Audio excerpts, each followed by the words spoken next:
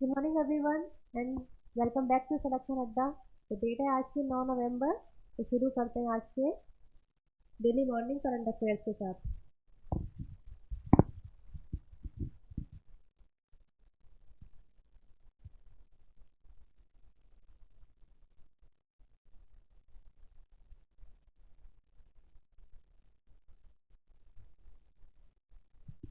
पहली खबर है भारत आटा स्कीम। आटा, जैसा कि आप सोच पा रहे हैं, व्हीट फ्लोर के बारे में ये खबर है, ये आटे के बारे में। Recently union government launch packaged wheat flour at subsidised rate on the occasion of Diwali. तो इस टाइम पर जो आटे के महंगे रेट होते हैं, फ्लोर के महंगे रेट होते हैं, उनको कम करने के लिए सब्सिडाइज रेट पर आटा दे रही है कौन? भारत सरकार। क्या रेट है इसका? 27.5 रुपीज़ पर केजी। इस हिसाब से आटा प्रोवाइड कर रही है गवर्नमेंट। यह आटा मेनली क्या करेगी? मेनली ये FCI से 21.5 रुपीज़ पर केजी के हिसाब से वीट खरीदेगी पहले। उसके बाद उस वीट को इन 3 संस्थाओं को, नाफेड, NCCF और केंद्रीय भंडारों को, तीनों ही फूड से रिलेटेड संस्थाएं हैं, उनको देगी। उसके बाद ये संस्थाएं इस जो गेहूँ प्रोवाइड किया गया है उसको अलग अलग तरीके से उसका आटा बना करके उसको पैकेज करके उसको 27.5 रुपीज़ में लोगों में वितरण करेंगे। तो किसके द्वारा इसका वितरण किया जाएगा? नाफेड, NCCF एंड दूसरे केंद्रीय भंडार, इनके द्वारा इस आटे का वितरण किया जाएगा। किसके मौके पर हो रहा है ये? दिवाली के मौके पर लोगों को कम रेट में आटा प्रोवाइड करने के लिए। मेन उद्देश्य क्या है? उपभोक्ताओं को आटे के ऊंचे मूल्यों से राहत दिलाने के लिए। मंत्रालय कौन सा है? तो आपको मिनिस्ट्री ऑफ एग्रीकल्चर बिल्कुल नहीं पूछना है, इसमें कौन सा मंत्रालय है? उपभोक्ता मामलों का मंत्रालय, यानी कि मिनिस्ट्री ऑफ कंज्यूमर अफेयर्स के द्वारा ये स्कीम लॉन्च की गई है। आगे खबर देखते हैं। अगली खबर है हमारी सेनेमोस्पिस राशिदी, एक नई गैको की प्रजाति है जो वेस्टर्न घाट में खोजी गई है। गैको अगर देखा जाए तो छिपकली, नॉर्मल जो छिपकली हम लोग देखते हैं उसी की तरह दिखने वाला एक रेप्टाइल है। तो उसी की एक प्रजाति खोजी गई है। कहाँ पर? वेस्टर्न घाट में। वेस्टर्न घाट में कहाँ? तमिलनाडु में। ध्यान रखिएगा, कंफ्यूज मत करिएगा इसको ईस्टर्न घाट से। वेस्टर्न घाट का मतलब पश्चिमी घाट पर। हाल ही में तमिलनाडु के राजापलायम, पश्चिमी घाट में पड़ता है एरिया, में गेको छिपकली की एक नई प्रजाति सेनेमोस्पिस राशिदी की खोज हुई है। इसका एक और भी नाम है। क्या नाम है इसका? राशिद ड्वार्फ गैको। तो इस कैटेगरी के जितने भी गैको होते हैं उनमें सबसे छोटी प्रजाति पाई जाती है, इसलिए इसको ड्वार्फ गैको, राशिदी ड्वार्फ गैको ही बुलाया जाता है। यह गेको की 94वीं डॉक्यूमेंटेड प्रजाति है, यानी कि इससे पहले गेको की 93 और प्रजातियां डॉक्यूमेंट की जा चुकी हैं। 94 नंबर की कौन बन गई है? सेनेमोस्पिस राशिदी या राशिदी ड्वार्फ गेको। यह पश्चिमी घाट की एक एंडेमिक प्रजाति है, यानी कि वहाँ की स्थानिक प्रजाति है। कौन? Gecko, Rashidi gecko. ये रही राशिदी गेको। अगली खबर देख लेते हैं। चिली इन ISA। ISA का अभी मैंने आपको बताया था, इसकी 6th मीटिंग हो रही थी। कहाँ पर? न्यू दिल्ली में। फुल फॉर्म क्या है? International solar alliance.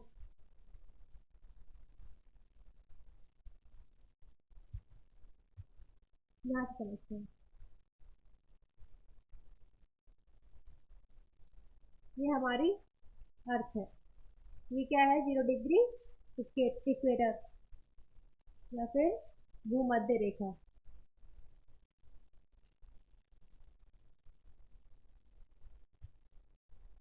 23.5 डिग्री इसके नॉर्थ में क्या पड़ता है?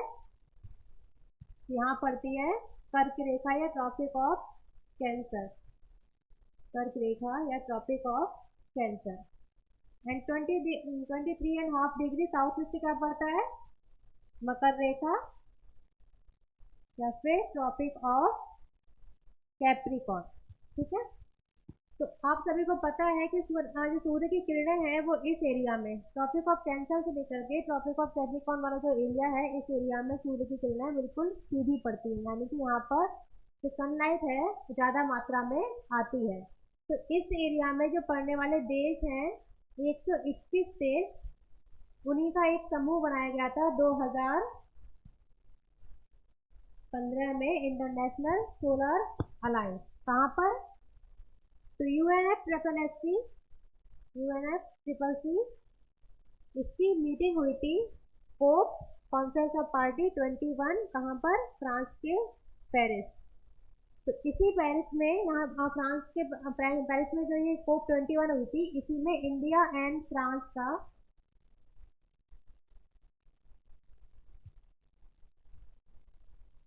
भारत और फ्रांस के द्वारा एक ज्वाइंट इनिशिएटिव शुरू किया गया जिसका नाम था इंटरनेशनल सोलर अलायंस। मेन इसका मकसद ये था कि इस इतने एरिया में जो पड़ने वाले देश हैं जिन पर सनलाइट अच्छी खासी मात्रा में उपलब्ध होती है, उनको एक ग्रिड के माध्यम से कनेक्ट करना और सनलाइट का बेहतरीन उपयोग करके उससे आगे आने वाले फ्यूचर में उपयोग करना। ठीक है, तो उसी बारे में खबर है। उसका नया मेंबर बन गया है कौन? Chile, country of Chile. हाल ही में चिली अंतर्राष्ट्रीय सौर गठबंधन का 95वां सदस्य देश बना। अगर इससे पहले की बात करें, 94 कंट्रीज में कौन था? वो था हमारा पास का ही सिंगापुर। और 95 कंट्रीज में कौन बन गया है? चिली। ISA का 6वां संस्करण कहाँ इसका आयोजन हुआ था? तो नई दिल्ली में। अभी हाल ही में हुआ है। कब? 30 अक्टूबर से 2 नवंबर तक। अगर चिली की बात करें तो चिली एक साउथ अमेरिकन देश है। कहाँ पड़ता है? जो साउथ अमेरिका है उसके पश्चिम में चिली यहाँ साउथ में पड़ता है, इसके पश्चिम में। आगे खबर देख लेते हैं। इसके अगर सीमावर्ती देशों की बात करें तो वो आगे हम इसको मैप के माध्यम से देखेंगे। राजधानी क्या है इसकी चिली की? सैंटियागो। भाषा इसमें स्पेनिश बोली जाती है। अगर मुद्रा की बात करें तो चिलियन पैसो इसकी मुद्रा है। ये रहा कंट्री ऑफ चिली। ये रहा आपका साउथ अमेरिकन कॉन्टिनेंट पूरा। और साउथ अमेरिकन कॉन्टिनेंट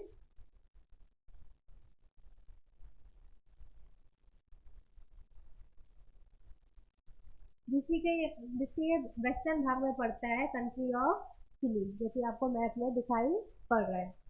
अगर इसके आसपास की लोकेशन की बात करी जाए तो इसके वेस्ट में क्या पड़ता है? Pacific ocean. इसके नॉर्थ में क्या पड़ता है? Country of Peru. इसके इधर क्या पड़ती है? ये पेरू का तट पड़ता है, जहाँ पर अल नीनो और ला नीना की जो खबरें आती है उनके बारे में आपने सुन रखा होगा। चिली के नॉर्थ में पेरू। चिली के नॉर्थ ईस्ट में क्या पड़ता है? बोलीविया कंट्री पड़ता है। इसके अलावा इसके ईस्ट में क्या पड़ता है? पैराग्वे कंट्री पड़ता है। एंड देन साउथ में क्या है? इसके साउथ ईस्ट में क्या है? अर्जेंटीना पड़ता है। और अगर इसके यहाँ इधर साउथ में बात करेंगे तो यहाँ पड़ता है डेक्ट्रो पास। डेक्ट्रो पास। तो ये रही इसकी आसपास की लोकेशन, जो कि आप देख सकते हैं। और एक बात आपको ध्यान रखनी है, ये ऐसे मात्र 2 ही कंट्री हैं जो कि ब्राजील से अपनी सीमा साझा नहीं करते। उसमें से एक कंट्री होता है चिली। आप देख सकते हैं साउथ अमेरिका में चिली एक ऐसा देश है जो कि ब्राजील के साथ अपनी सीमा साझा नहीं करता। इसके अलावा एक और कंट्री है पैराग्वे, वो भी ब्राजील के साथ अपनी सीमा साझा नहीं करता। अगली खबर है सैयद मुश्ताक अली ट्रॉफी। तो एक क्रिकेटर थे, इंडिया के पूर्व क्रिकेटर थे सैयद मुश्ताक अली, उन्हीं के नाम पर इस ट्रॉफी का नाम रखा गया था। अभी क्या खबर है?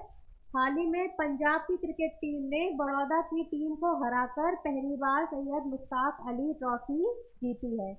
और ऐसा इसमें क्या पंजाब ने इस ट्रॉफी को जीतने वाली, मतलब पंजाब ने इस ट्रॉफी को अपने जीवन काल में पहली बार जीता है। किसको हरा करके? बड़ौदा को हरा करके। अगर स्टार खिलाड़ी की बात करें तो इसमें रहे हैं अनमोल प्रीत सिंह। कहाँ से है ये? पंजाब की टीम से ही है। वह इस ट्रॉफी के फाइनल मैच में शतक बनाने वाले पहले क्रिकेट खिलाड़ी हैं। यानी कि इस ट्रॉफी के जितने भी फाइनल्स अभी तक हुए हैं उनमें अभी तक किसी भी खिलाड़ी ने शतक नहीं बनाया था। पहली बार किसने बनाया है? अनमोल प्रीत सिंह ने। अगर सैयद सैयद मुश्ताक अली ट्रॉफी की बात करी जाए तो ये एक इंडियन भारत का घरेलू डोमेस्टिक T20 चैंपियनशिप है। इसका आयोजक कौन है? ऑब्वियसली BCCI, ये भारत का क्रिकेट कंट्रोल बोर्ड है।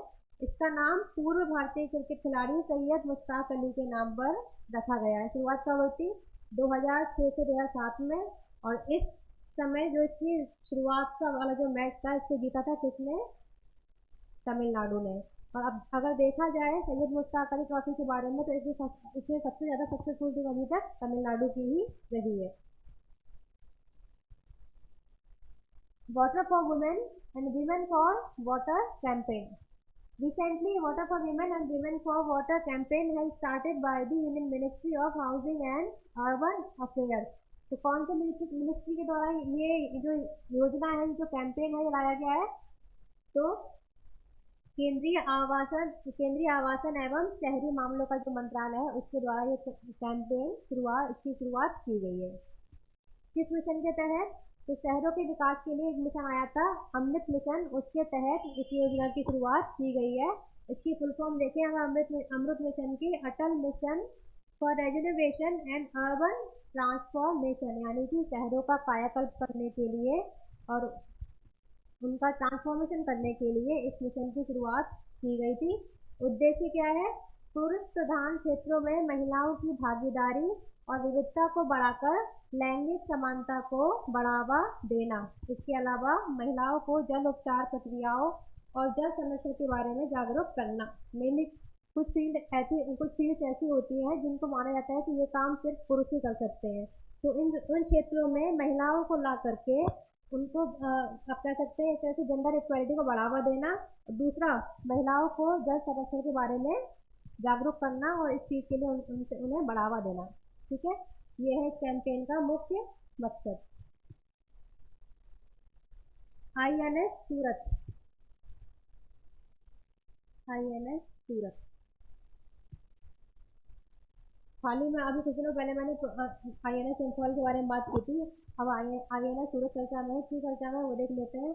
हाल ही में गुजरात के मुख्यमंत्री भूपेंद्र पटेल जी ने गाइडेड मिसाइल विध्वंसक युद्धपोत सूरत को लॉन्च किया। और ये इसका निर्माण किसके तहत हो रहा है? तो एक प्रोजेक्ट मैंने आपको बताया था, प्रोजेक्ट 15B के अंतर्गत इसका निर्माण किया जा रहा है। और ये भारतीय नौसेना की जो पश्चिमी नौसेना कमान है उसका हिस्सा अब बन चुका है। किसके द्वारा बनाया गया है इसको? मजगांव डॉक शिप बिल्डर्स, इसके द्वारा इसका निर्माण किया गया है। इसके अलावा और जो 4 युद्धपोत बनाए गए हैं उनका निर्माण भी किसी कंपनी के द्वारा किया गया है। प्रोजेक्ट 15B के बारे में देख लेते हैं। तो प्रोजेक्ट 15B के अंतर्गत भारत में 4 बहुत बड़े लेवल के युद्धपोत बनाए जा रहे थे जिनका नाम भारत के अलग अलग 4 शहरों के नाम पर रखा गया था। तो कौन कौन से 4 युद्धपोत थे वो?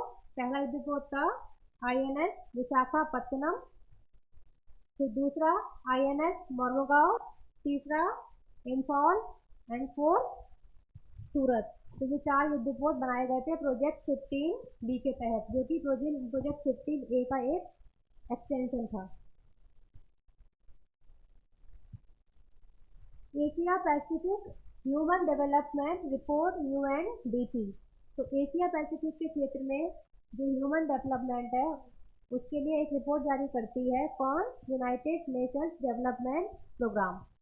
हाल ही में UNDP की Asia Pacific Human Development Report जारी की गई। इसके अगर हम लोग मुख्य बिंदुओं की बात करें, की फाइंडिंग्स की,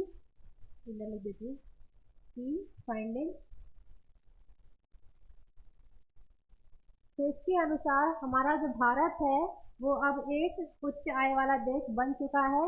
किस एरिया में? एशिया पैसिफिक के क्षेत्र में। ध्यान रखिएगा कहाँ की बात हो रही है? एशिया पैसिफिक के क्षेत्र में भारत एक उच्च आय वाले देशों में हमारे भारत की गणना की जाने लगी है। लेकिन आय एवं संपत्ति में विषमता में भी बढ़ोतरी हुई है, यानी कि भारत की आय में तो बढ़ोतरी हुई है लेकिन जो आय है उसकी जो आप कह सकते हैं कि जो 50% जो आय है वो जो टॉप 10% रिच पीपल्स हैं उनके हाथों में है। बाकी जो 50% वेल्थ है, बाकी जो 90% जनता है उसके बारे में उसके पास है। तो आप देख सकते हैं जो हमारी असमानता है, आय में विषमता है, वो कितनी ज़्यादा है। भले ही इंडिया की आय बढ़ चुकी है, लेकिन आय में जो विषमता है, जो गरीब लोग हैं उनके लिए अभी भी कोई फायदे वाली बात नहीं सामने आई है। अगर कार्य बल में महिलाओं की भागीदारी की बात करें तो ये हो चुकी है 23%। 23%।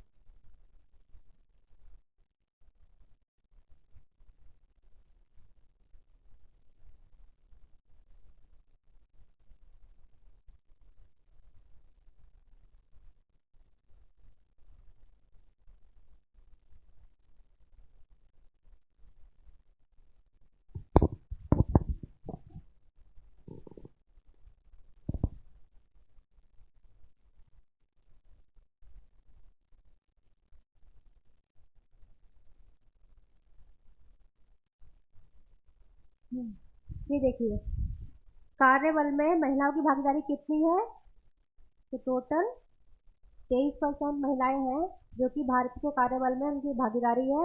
देश की 50% आय देश के 10% सबसे अमीर व्यक्तियों के पास है।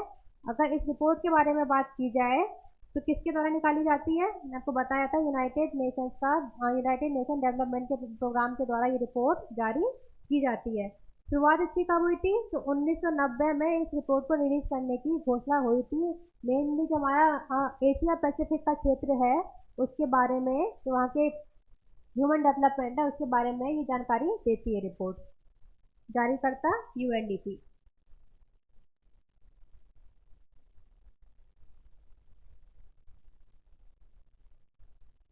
अगली खबर है प्रलय मिसाइल के बारे में। हाल ही में भारत ने प्रलय नाम की बैलिस्टिक मिसाइल का सफलतापूर्वक परीक्षण किया। और कैसी मिसाइल है ये प्रलय टैक्टिकल बैलिस्टिक मिसाइल? कहाँ से किया गया है, उड़ीसा में अब्दुल कलाम जो आइलैंड है उड़ीसा कोस्ट पर, वहाँ से इसका सफलतापूर्वक परीक्षण किया गया है। अगर प्रलय मिसाइल की बात करें तो ये कैसी मिसाइल है, सतह से सतह पर मार करने वाली, सतह से सतह पर मार करने वाली और छोटी दूरी की, यानी कि सतह से चलाई जाएगी और उसके बाद इसका टारगेट कहाँ पर होगा, सतह या सरफेस पर ही होगा। शॉर्ट रेंज की है और एक बैलिस्टिक मिसाइल है। किसके द्वारा बनाई गई है, डीआरडीओ के द्वारा इसका निर्माण किया गया है।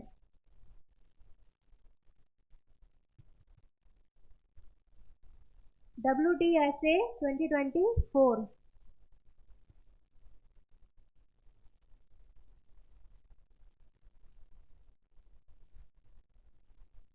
WTSA 2024।